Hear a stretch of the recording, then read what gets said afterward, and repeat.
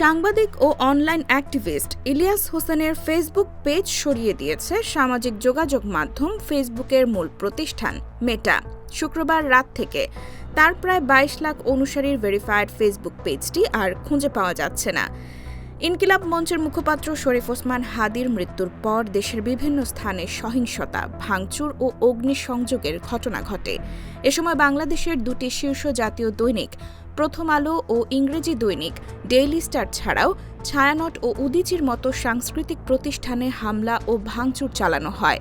এ ঘটনার প্রেক্ষাপটে বৃহস্পতিবার রাতে ইলিয়াস হোসেন তার ফেসবুক পেজে একাধিক উস্কানিমূলক স্ট্যাটাস দেন বলে অভিযোগ ওঠে। এরপরই শুক্রবার রাত থেকে তার ফেসবুক পেজটি আর দৃশ্যমান নেই। ইলিয়াস হোসেনের ফেসবুক পেজ সরিয়ে নেওয়ার ঘটনাটি সামাজিক যোগাযোগ মাধ্যমে আলোচনার জন্ম দিয়েছে।